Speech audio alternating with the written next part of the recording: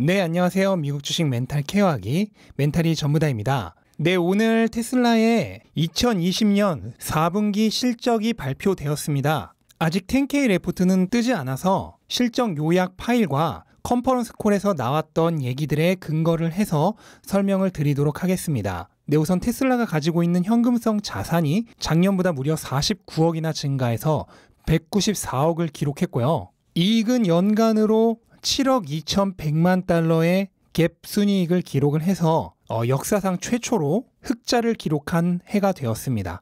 또한 4분기에 18만 667대를 인도를 해서 50만 대의 인도량을 달성을 했습니다. 우선 실적 수치를 보시면은 매출이 107억 달러로 시장 예측치인 103억 달러를 비트를 했습니다. 다만 그로스 마진 총 이익률이 19.2%를 기록을 했는데요. 이거는 2020년 1에서 3분기 평균인 21.7%보다 현격하게 낮은 수치입니다. 이유는 뒤에 설명하도록 하고요. 덕분에 영업이익이 5억 7,500만 달러로 매출 대비 조금 낮았고, 그로 인해 주당 순이익이 논갭 기준 0.8달러로 시장 예측치인 1.01달러보다 20% 정도 낮았습니다. 정리를 해보면 매출은 목표치를 달성을 했는데 마진율이 생각보다 낮아서 이익 기대치를 충족시키지 못했습니다. 그러면 왜 이런 일이 일어났을까요? 현재 10K 상세 레포트가 올라오지 않았기 때문에 아주 구체적인 내용은 알 수 없지만, 실적 발표 후 있었던 컨퍼런스 콜에서 테슬라의 CFO인 자크 커운이 밝힌 내용에 따르면 몇 가지 큰 지출 때문에 이러한 일이 생겼는데요. 우선 모델 S와 모델 X의 리프레시 버전을 준비하는 비용, 이미 많이들 아시다시피 모델 S와 모델 X가 이번에 새롭게 버전업이 됩니다.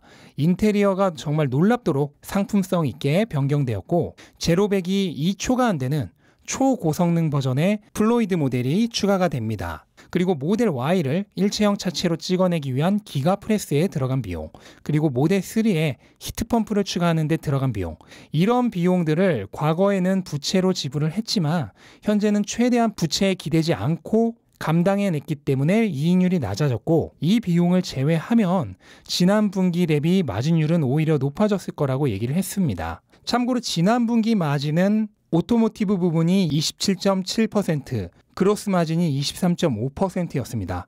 정말 엄청나게 높은 마진율이었는데요.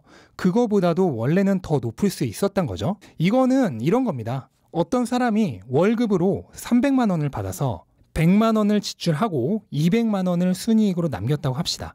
그 사람이 다음 달에는 보너스까지 400만 원을 받았다고 하면 당연히 똑같이 100만 원을 지출했을 때 이번 달엔 300만 원의 순이익을 남겼을 것으로 기대하겠죠. 하지만 그 사람이 향후 더 높은 수익을 올리기 위해 자격증 학원에 등록을 했고 그 비용으로 100만 원을 썼다고 해봅시다. 그럼 지난달보다 수익은 100만 원이나 더 벌었지만 지금 당장의 순이익은 지난달과 똑같은 200만 원이 되겠죠. 하지만 이걸 누구도 퇴보했다고 생각하지 않습니다. 미래의 더 큰 이익을 위해 지금 당장의 수익을 유보한 거죠. 그러니까 투자를 한 거죠. 테슬라의 이번 분기도 마찬가지라고 생각을 하시면 되겠습니다. 그 외 눈에 띄었던 몇 가지를 더 살펴보겠습니다. 우선 생산 능력 항목이 업데이트되었는데요. 프리먼트 공장이 지난 분기 59만 대에서 S와 X가 1만 대가 늘어서 60만 대가 됐고, 기가 상하이가 25만 대에서 45만 대로 늘었습니다. 이로써 총 105만 대의 생산이 가능하고, 여기에는 올해 완공될 기가 베를린과 기가 텍사스의 수치는 아직 포함되지 않은 숫자입니다. 그리고 FSD 관련해서는 실적 발표 파일에는 적혀있지 않았지만 컨퍼런스 콜에서 한두 달 내에 구독 서비스를 실시할 것이라고 얘기했습니다. 현재 도로 위를 달리는 테슬라의 거의 4분의 3이 FSD를 구매하지 않은 차량인데요. 구독 서비스를 실시하게 되면 이 차량 중에 상당수가 FSD를 구독함으로써 FSD 수익이 굉장히 많이 증가하지 않을까 하는 기대를 하게 하는 부분입니다. 가격 등의 구체적인 내용은 아직 나오지 않았습니다. 그리고 배터리 관련해서 역시나 실적 발표 파일에는 적혀있지 않았는데 컨퍼런스 콜에서 2022년에 200기가와트시 생산이 가능하도록 준비하고 있다고 얘기를 했습니다. 이건 배터리 대회에서 얘기했던 100기가와트시보다 2배나 높은 수준이고요. 그리고 현재 프리먼트의 카토로드에 있는 배터리 공장에서는 이미 4680 배터리를 10기가와트시 생산이 가능한 체제를 거의 갖춰가고 있다고 얘기했습니다. 또한 일론 머스크가 정말 중요한 얘기를 했는데요. EV 메이커는 배터리 용량보다 빠르게 성장할 수 없다면서 성장은 배터리 셀을 얼마나 많이 만들 수 있느냐에 달려있고 배터리 부족이 예상되기 때문에 그걸 보완하기 위해 스스로 배터리를 만들려고 하는 것이라고 얘기했습니다. 저 역시도 앞으로는 배터리를 스스로 만들 수 있느냐 없느냐가 수년 후에 엄청난 차이를 가져올 것이라고 확신을 합니다. 또한 태양광 사업도 엄청난 성장이 있었습니다.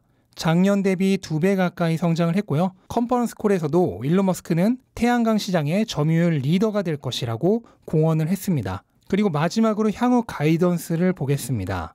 테슬라는 향후 수년간 차량 인도량이 매해 평균 50%씩 성장할 것이라고 예측을 했습니다.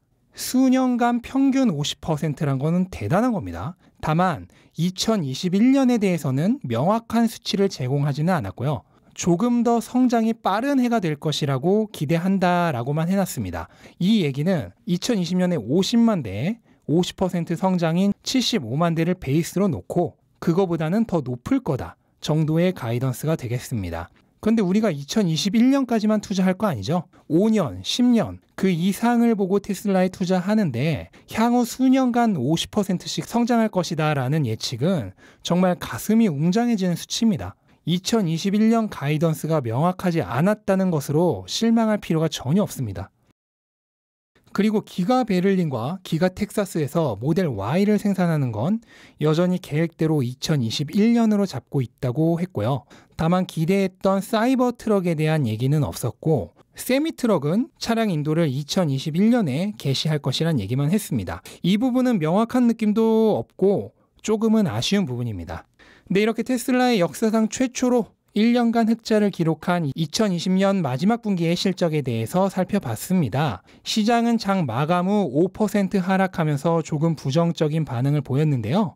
오늘 어닝 비트를 기록한 애플이 3% 넘게 하락했다는 걸 생각하면은 오히려 굉장히 선방했다는 느낌까지 듭니다. 오늘 시장이 3대 지수 모두 2% 넘게 하락했죠? 그런 시장의 분위기에 휩쓸려서 하락을 한 것이고 생각보다 주가가 견고했다는 느낌까지 듭니다. 물론 진짜는 본장을 가봐야 아는 것이고 만약에 하락을 한다면 매수를 하시려는 분들에게는 좋은 타이밍이 될 것 같습니다. 한 가지만 조언을 드리자면 오늘이 마지막인 것처럼 사지는 말라고 얘기를 드리고 싶습니다. 그러니까 오늘 좀 떨어진다고 이때 아니면 영원히 못 사 이러면서 몰빵으로 사지 마시고요. 조금 여유를 가지고 천천히 여러 번에 걸쳐 나눠서 매수하시는 걸 추천드립니다.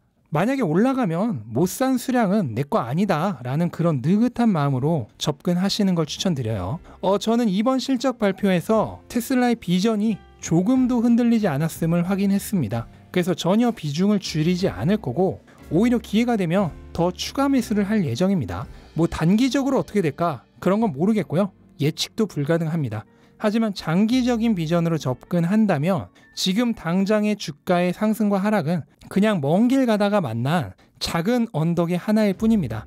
네, 영상 끝까지 시청해 주셔서 감사드립니다. 영상 도움이 되셨다면 구독과 좋아요 부탁드리고요. 이상 영상 마치도록 하겠습니다. 감사합니다.